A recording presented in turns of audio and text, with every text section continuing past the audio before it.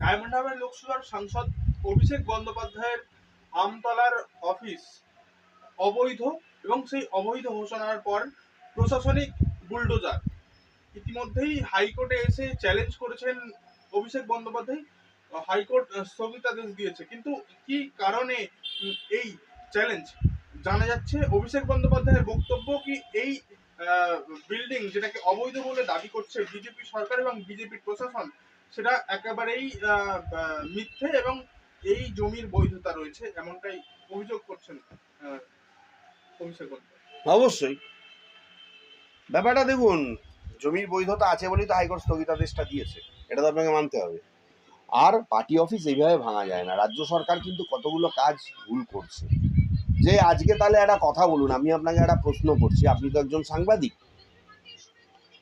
যে আজকে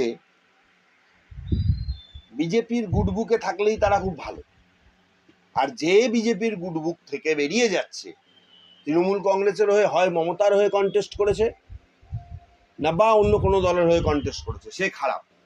গণতন্ত্রে এই জিনিসটা চলতে পারে না। কিন্তু দেখুন, মানে মানুষ এমন একটা পরিস্থিতির মধ্যে চলে গেছে, এত চুরি, এত রাহাজানি, এত ধাপ্পাবাজি, এত চিটিংবাজি, অভিষেকের কোনো জিনিসে মানুষ আর বিশ্বাস করতে পারছে না।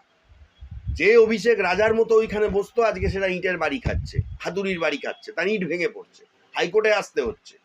এরকম একটা দিন দেখার জন্য তারাও বোধহয় প্রস্তুত ছিলেন না।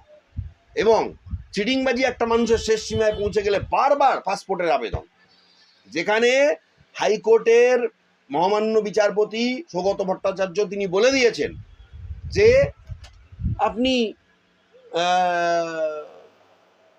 পাসপোর্ট পাবেন না। এবং আজকে তিনি বলেছেন যে এত যদি অভিষেকের চোখ নিয়ে সমস্যা থাকে, আজকে বা কালকে বলেছেন, তাহলে কেন এসএসকেএমে দেখানো হচ্ছে না? এসএসকেএমে সাধারণ মানুষ দেখায়, সেখানে ভালো ভালো ডাক্তার আছেন, তাহলে কেন দেখাচ্ছে না? বিদেশে গিয়েই চিকিৎসা করাতে হবে কি এমন?